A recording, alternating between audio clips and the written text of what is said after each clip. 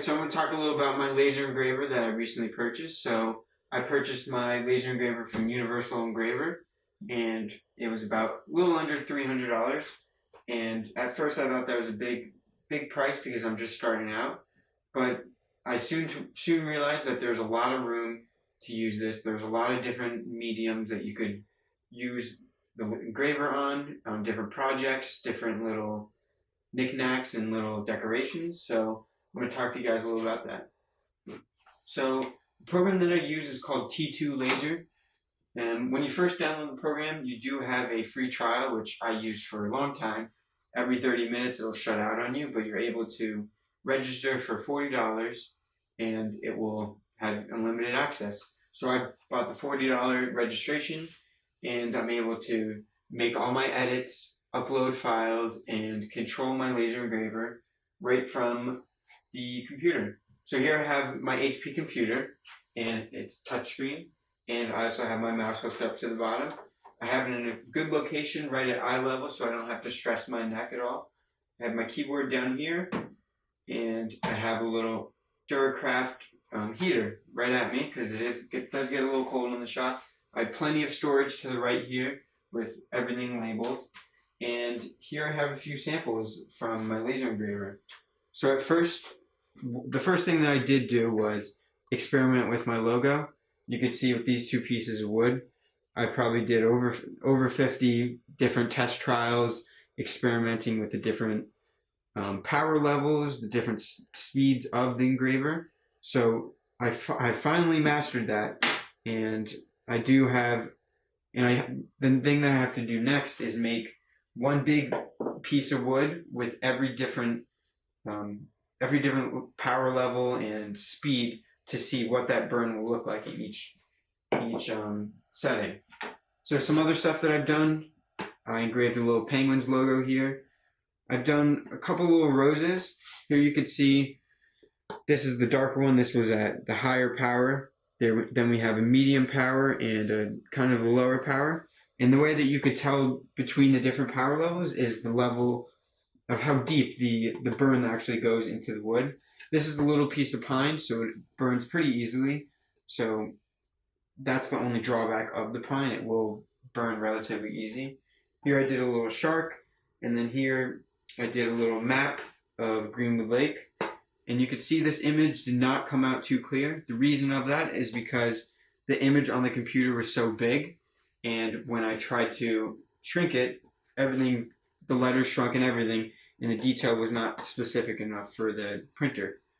So any image that you do find on the internet has to be something that when you do translate it to the engraver, that it'll come out clear. So some other stuff that I plan on doing is different names, sayings, Bible verses, and other little things that just add a little touch to the piece of wood. So underneath my engraver, I have a little mat, a self-healing map that I used to cut with my X-Acto knife on, but it has a nice grid on it with dimensions, so I use that to properly place the wood when I am engraving. And I do also have a pair of glasses right over here. So it also came with a pair of these green glasses, and these I suggest wearing while the laser engraver is operating, because it does lessen the power on your eyes, because looking at it without these on, it honestly hurts my eyes, and it's very powerful.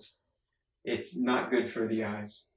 So the installation of my engraver, to be honest, it was a struggle. It took me a long time. There's a bunch of screws, bunch of little wires that need to be plugged into little tiny places, but I did get it all together. Everything works fine. I watched a few little YouTube videos and tutorials on Instagram, and that really helped me in the construction element of that. But what I plan to do for the future is to build an enclosure, and I do have some plexiglass that I'm going to line with a film same color as these glasses, so that no one in my shop actually has to wear the glasses. All they have to do is look through that little hole, and it'll be about pretty big. And the hole will be lined with this color, so you won't need the glasses on.